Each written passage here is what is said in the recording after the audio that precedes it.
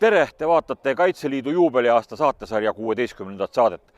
See on 2018. aasta viimane saade. 2019. aasta jaanuaris me jätkame oma saatesarjaga, aga selles saates tahaksime teha mõningaid kokkuvõtteid ja näidata seda, kuidas ka Kaitseliit teeb kokkuvõtteid 2018. aastast. Me läheme Toompea malevkonna aastapäevale, vaatame, kuidas uued kaitseliitlased annavad truudustõotust ja ühtlasi seda, kuidas Toompea malevkonna sisekaitsekompanii saab endale lipu, mille annetab Riigikogu esimees Eiki Nestor. Ja läheme Kaitseliidu vabatahtlike juhtide seminarile vaatama seda, milliseid plaane Kaitseliit teeb tulevikuks. 6. detsembril on Kaitseliidu Tallinna maleva Toompea malevkonna aastapäev. On traditsiooniks, et just sel päeval annavad malevkonna uued liikmed pühaliku vandetõotuse, jagatakse tunnustusi ning pealike poolt peetakse meeles ka aasta jooksul enim välja paistnud kaitseliitlasi ja naiskodukaitsjaid. Sel aastal oli aga pidulikul üritusel, mis toimub traditsioone järgides Toompea lossi Valges saalis, veel üks pidulik moment. Riigikogu esimees Eiki Nestor andis Toompea malevkonna sisekaitsekompaniile üle kompanii lipu. Lipu võttis Riigikogu esimehelt vastu sisekaitsekompanii pealik leitnant Marko Reichart. Toompea malevkonna sisekaitsekompanii osales just kuu alguses õppuse Põhjatäht raames, samuti juba traditsiooniks muutuval õppusel Toompea lukku. Sellest õppusest rääkisime veidi pikemalt oma eelmises saateski. Kompanii on saamas kohe aastaseks.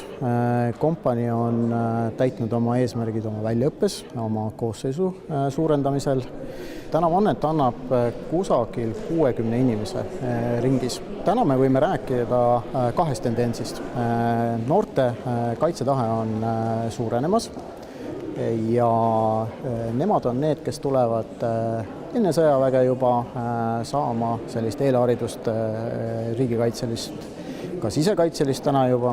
Ja teine tendents on 30 pluss 40 ringis liikmed, kellel on juba lapsed suuremad, pereelu on korraldatud ja nad näevad seda vajadust panustada ikkagi riigikaitsesse. Valdav osa on neist läbinud sõduri oskuste kursuse. Osaliselt on tulnud ka kaitseväe taustaga inimesed, kes on ajateenistuses läbinud, nemad ei pea seda kursust eraldi läbima ja on siis veel inimesi, kes alles lähevad sõduri oskuse kursust tegema, aga nad saavad juba väljaõppes osaleda. Mind omal ajal ajendas tegelikult minu isa, kes oli ka Toompea malevkonna pealik kunagi ja kes võttis mind lihtsalt kaasa. Ma olin väga noor Toompea malevkonda ja olen alates noorliikme vanusest olnud Kaitseliidu liige ja 20 aastat jälginud selle organisatsiooni arengut ja ütleks, et ma olen väga uhke, et ma olen selle organisatsiooni liige, sellepärast see areng on olnud meeletu. Kuidas siis uued malevkonna liikmed hakkama saavad? Väga hästi, ehk siis kuigi me peame arvestama, et tegemist on ikkagi vabatahtlikega, kes käivad piiratud hulga nädalavahetuse aastas väljas, siis nende motivatsioon on ääretult kõrge, nad õpivad väga kiirelt ja nad saavad oma ülesannetega siiamaani väga hästi hakkama, et ütleme, et ei ole siiamaani väga tulnud kellelegi alla vanduda. Tegelikult meie väljaõppetsükkel arvestab, et me osaleme iga aasta ühel suurõppusel. Et selles mõttes, et me erilist midagi ei tee, meil on igal aastal siis omad üksuse eesmärgid, et millele me tähelepanu pöörame ja nendesse detailidesse ma täpsemalt ei laskuks, aga meil on niisugune pikaajaline väljaõppekava. Alar Salupuu sai väikese hõbedase Toompea malevkonna märgi käesoleva aasta kevadel õppusel Siil 2018 silmapaistva osalemise eest. Märkasime selliseid tunnustamise märke paljude malevlaste kuuerävääridel.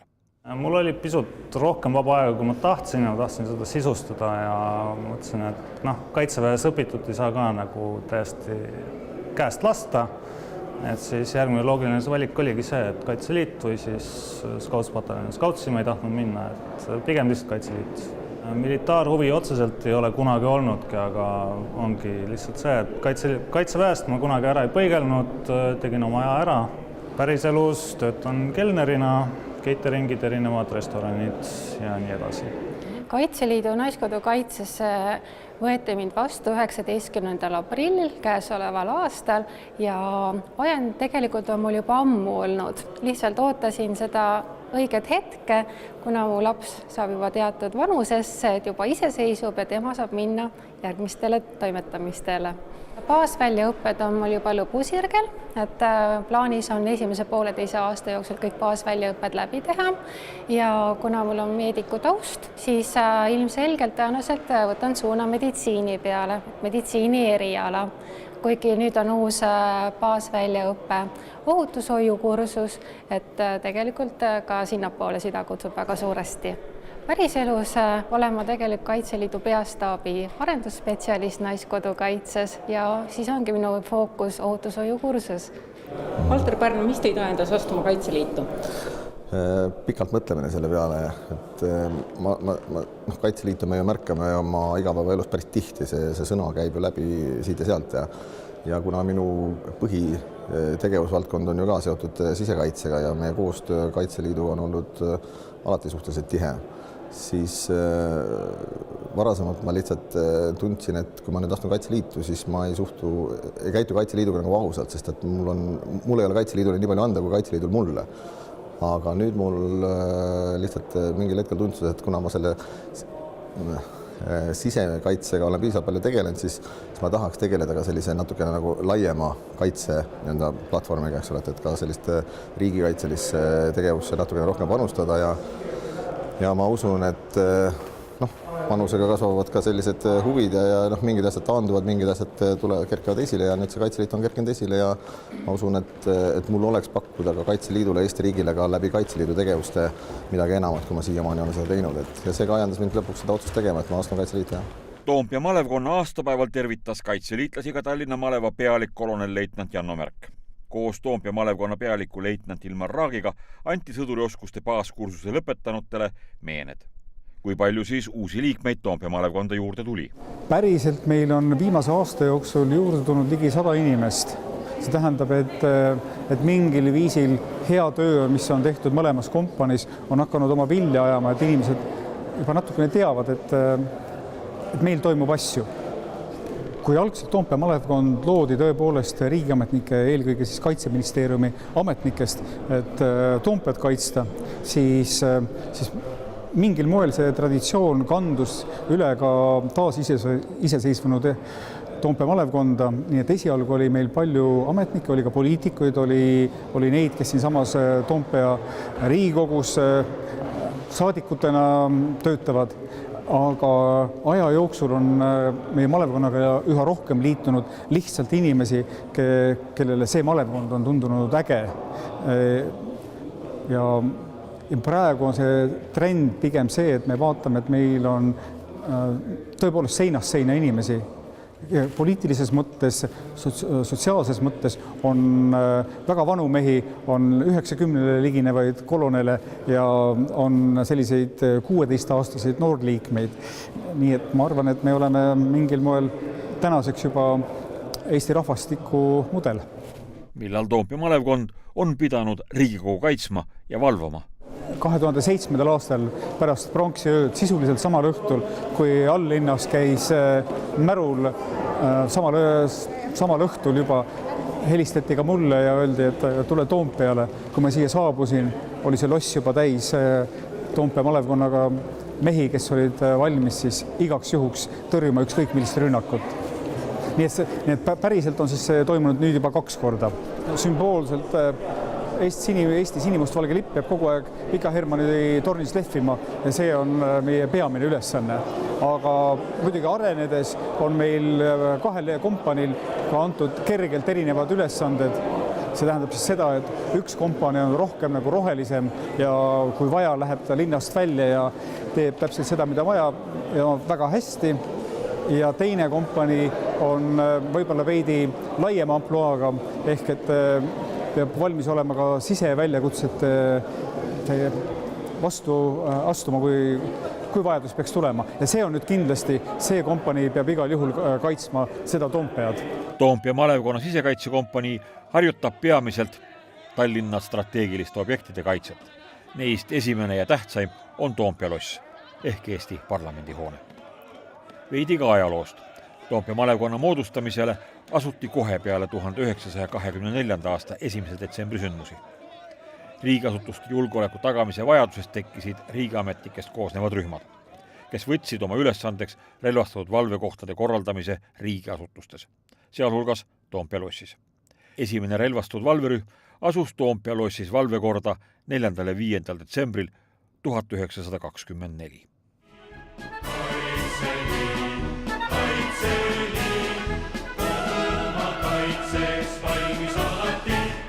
Detsembrikuu teisel nädalavahetusel toimus Meriküla spordi- ja vaba-aja keskuses, mida paljud vanemad inimesed mäletavad ka kui Eesti piirivalve Muraste õppekeskust, Kaitseliidu vabatahtlike juhtide seminar. Traditsiooniliseks kujunenud 2-päevasel Kaitseliidu juhtide kohtumisel räägiti organisatsiooni toimimisest ja vabatahtlike juhtide panusest. Kaitseliidu ülem kindralmajor Meelis Kiili ütles seminaril esinedes, et paljude vabatahtlike juhtide panus on sisuliselt nagu täistöökohaga töö, kuhu pannakse nii isiklikku aega kui ka isiklikke ressursse ja seda tuleks vääriliselt hinnata. Et mida pühendunum on vabatahtlik juht, seda tugevam on see Kaitseliidu allorganisatsioon, mida nad juhivad.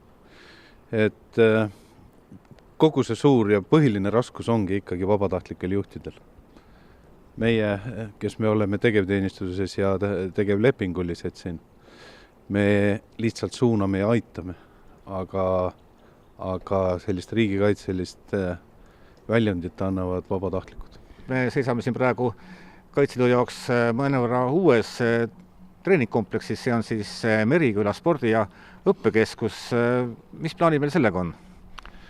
Meil on see plaan, et me tahame ka luua väga head ja sellist töötavat pretsedenti, kus me näitame, et põhimõtteliselt erinevates valitsemisalades või ütleme niimoodi, et avalik-õiguslik organisatsioon, riigikaitseorganisatsioon, Kaitseliit ja kohaliku omavalitsuse on võimelised kombineerima oma võimalusi ja on võimelised siin kunagi rajatud üsna suurt ressurssi nõudnud rajatist, et see hoitakse jätkuvalt riigikaitselistes ülesannete täitmiseks.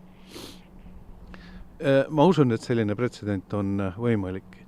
Ja siinkohas ma ütleks ka, et siin on see nii Kaitseliidu kui ka kohaliku omavalitsuse missioonitunne, et rahva poolt antud maksumaksjate raha läheks jätkuvalt kasutusse ja et me suudame siin kombineerida oma vähest ressurssi. Kolonelleitnant Tarmo Laanistel on juhtimiskogemus nii Kaitseväest, kus ülema käsk ja juhi tahe on põhiline liikuma panev jõud, kui ka Kaitseliidu vabatahtlikega, kus inimeste motiveerimisel ja ideede käivitamisel tuleb olla märksa paindlikum. Võrreldes Kaitseliitu ja Kaitseväge, siis Kaitseväes oli mul juhtimise kontekstis palju lihtsam. Seal on teatud protseduurid, teatud arusaamad, teatud tähtajad, ressursid on paigas ja juhtimine on läbi selle ülemale palju lihtsam ja arusaadavam. Kaitseliidus nüüd olles, kui me räägime just vabatahtlike juhtimise kontekstis, siis seal tuleb sellesse protsessi väga palju erinevaid uusi komponente.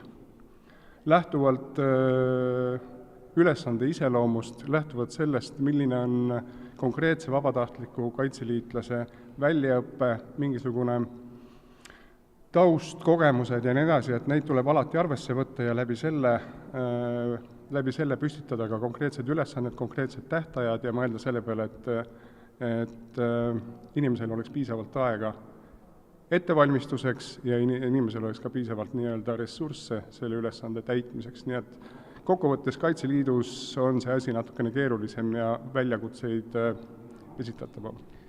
Leitnant Aavo Pekri on ilmselt üks Kaitseliidu vanimaid malevkonna pealikuid. Samal ajal juhatab ta ka Kaitseliidu suurt männiku lasketiiru Tallinnas ning on ka vabatahtlik laskmise õpetaja. Ta ise ütleb, et tal on raske vahet teha, kus algab palgatöö ja kust maalt vabatahtlik asi ja et need on tema jaoks omavahel väga põimunud. Kunagi tegelikult ei saa ükski organisatsioon, eriti niisugune vabatahtlik organisatsioon hakkama ju ainult palgalistega. See on täiesti mõeldamatu. Ehk et see süsteem töötab kahte pidi.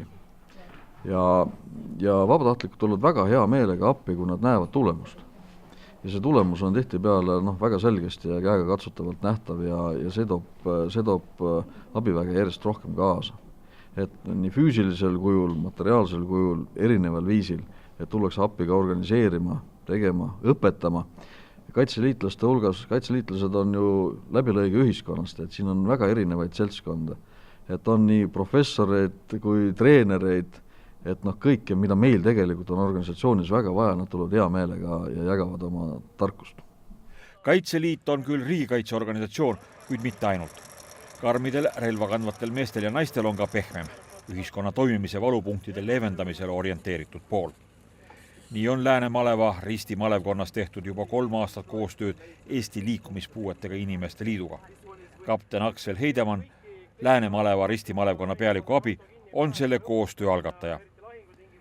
Kaitseliidule tähendab see kindlasti seda, et me saame toetada neid inimesi, kes on ühiskonnast natukene ära lõigatud, nad ei saa kõiki asju, mida nad sooviksid panustada ja nendele inimestele, kellega koostööd me seda teeme, et nad tunneksid ennast vajalikuna või vähemalt nad saavad teada, et mis tunne siis oleks, kui nad saaksid osaleda.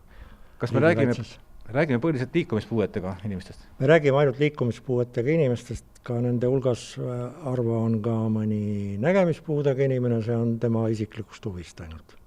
Mida Kaitseliit neile inimestele saab pakkuda?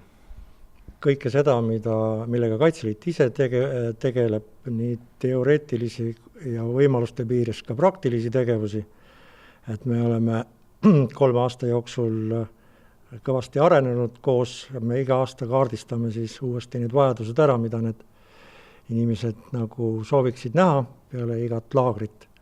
Ja järgmine aasta astume jälle sammu kvaliteedis edasi.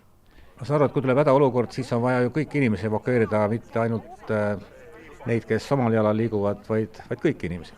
Kõiki, olenemata soost, nahavärvist, tervislikust seisundist, kõik on meie kodanikud ja kõik nad tahavad saada kaitset ja tuge. Seda peame me olema valmis neile andma, see ongi Kaitseliidu üks põhilisemaid ülesandeid.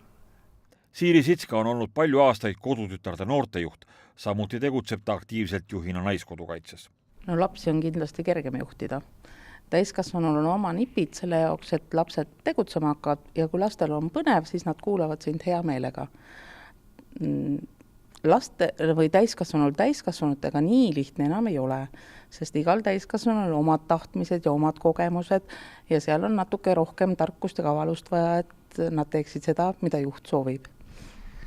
No lapsed tõesti võtavad kõike ilusasti vastu, mis neile räägitakse, täiskasvanul oma maailm, kuhu ta ei taha lasta võib-olla sisse tulla. Jah, see on ka õige, aga tark juht saab selle luku lahti ja siis juba kõik sujub. Võib-olla saaksid tuua mõned näited headest juhtimistulemustest, näiteks kodutütardega, et kui tuleb tüdruk teile organisatsiooni ja on selline hästi võib-olla pehmelt kodus kasvanud, et kuidas temast saab selline tüdruk, kes ikka läbi lööb elus ja kõigega toime tuleb, et kas kõigist saabki üldse? Saab küll, kui tüdrukul endal huvi on, siis kindlasti saab ja üks mõte on see, et mitte kindlasti peale pressida. Rahulikult, vaikselt lasta tal proovida kord ja 2, ka kõige arglikum laps hakkab tahtma, kui ta näeb, et teised saavad. Ja kui ta ei tunne seda ebaõnnestumise valu, näeb, et tal ongi võimalus proovida 2, 3, 5 korda, siis saab kõigist asja. Kaitseliidu ülesanne on kõigi Eesti elanike hoidmine ja kaitsmine. Naiskodukaitse on loonud mobiilirakenduse ehk telefoniäpi nimega Ole valmis, mis aitab kõigil elanikel teha oma turvatunde tõstmiseks õigeid otsuseid. Mingis mõttes on nagu õppida iga päevaga üha rohkem, et mida meil on turvalisem ühiskond, mida suuremad mugavused meil on igapäevaelus, seda rohkem ununevad võib-olla ka need talupojatarkused, mis tegelikult Eesti inimesel vanasti olemas oli, et kuidas saada hakkama, kui elektrit pole kas või 7 päeva järjest, et maainimene saab veel tänagi ilmselt hakkama, linnainimene enam suure tõenäosusega mitte, et me võib-olla siis nii-öelda ka mingis mõttes kompenseerime oma siis selle informatsiooniga seda, et kui elu enam neid õppetunde lisatunde kätte ei too, et siis on meil olemas erinevad tööriistad teises mõttes, et meie puhul siis selle mobiilirakenduse näol.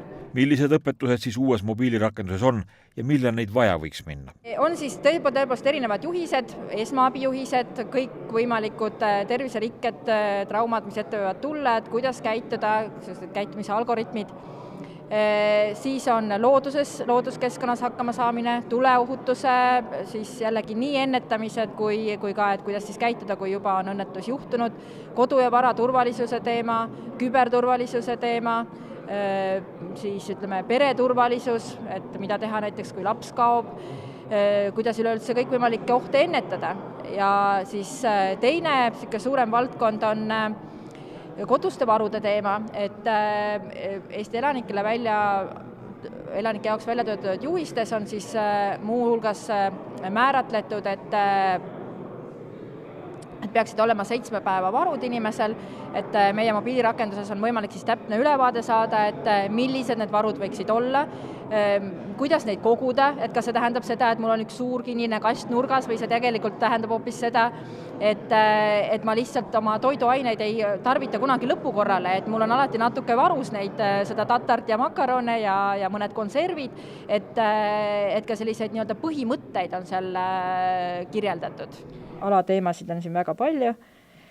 Võtame siis ka näiteks elutähtsate teenuste katkemine, et iseseisev hakkama saamine, et kuidas ja millele mõelda. Võtta see varude teema näiteks. Ja siis teine osa lisaks juhenditele ongi varud, et siin on siis ka näha, et mobiilirakendus annab tagasisidet, et milline on minu varustatus, et igas valdkonnas näiteks 7 päeva kodused varud tuleks siis saab siin ära märkida, et mis mul kodus olemas on, paneme siis näiteks, et mul on pakk küpsiseid ka ja desinfitseerimisvahendeid, nii, ja siis vaatan, annab, et mul on juba kollane siis see staatus, et uus telefoniäpp Ole valmis pole mõeldud vaid alles siis lugemiseks, kui häda on juba käes, vaid võiks olla tutvumiseks juba enne seda, oma teadmiste laiendamiseks ja esmaseks instruktsiooniks, kuidas ohuolukorras käituda.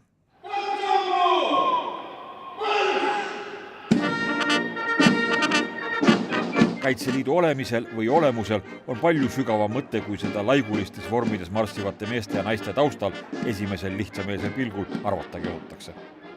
Kindral Meelis Kiili ütleb, et üksnes Kaitseliidu olemasolu saadab välja signaale nii meile endale, Eesti riigi kodanikele, kui ka meie sõpradele ja vastastele.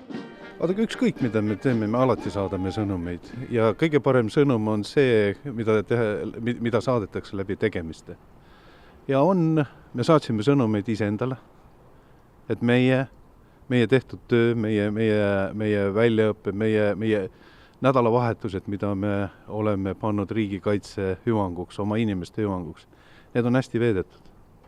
Me saatsimegi oma sõnumid ka oma ühiskonnale, kus me ütlesime seda, et jaa, teie ja meie inimeste heaolu on oluline ja selle nimel oleme me valmis tegema ka ohverdusi. Ja me saatsime sõnumid oma võimalikule vastasele. Siin on rahvas, kes kindlasti seisab oma riigi iseseisvuse eest. Selles ei tasu üldse kahelda. Meil on kaitsetahe, me tahame rahu ja me oleme selle rahu eest valmis võitlema. Ja see rahu saab olla ainult meie tingimustel, meie põhiseaduses kirja pandud tingimustel. Nii et selle rahu eest me seisame ja selle nimel oleme valmis ka võitlema. Suur Hiina poliitik ja filosoof Konfutsius on öelnud, et hiiglasliku sõjaväejuht võib saada lüüa. Veendumustega lihtne maamees on aga võitmatu. Kaitseliit on ka kuulsa Eesti jonni väljendus. Vargamäe Andrese ja Pearu jonn elada omal maal, süüa oma leiba ja mitte taluda enda kohal võõraid käskijaid. On ju klassika. Ehk nagu kõik teavad, siis see jonn on eestlasele eluküsimus. Kaitseliitu kuulub üle 16 000 liikme. Koos Naiskodukaitse, noortekotkaste ja kodutütardega on Kaitseliidu peres tegevad 26 000 vabatahtlikku. Kaitseliidu ülesanne on vabale tahtele ja oma algatusele toetudes suurendada rahva valmisolekut kaitsta Eesti iseseisvust ja põhiseaduslikku korda. Kaitseliit on erakonnaväline organisatsioon. erakondade ja muude poliitiliste ühenduste ning nende esindajate poliitiline tegevus Kaitseliidus on keelatud.